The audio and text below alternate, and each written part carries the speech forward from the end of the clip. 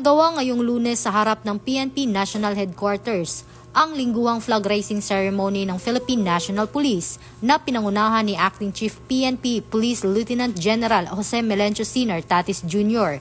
kasama ang command group, directorial staff at iba pang senior officers bilang pagpapakita ng pagkakaisa at disiplina. Sa kanyang mensahe, pinasalamatan ni PNP Chief Nartatis Jr. ang mga tauhan na na-deploy sa 3 araw na rally sa Metro Manila.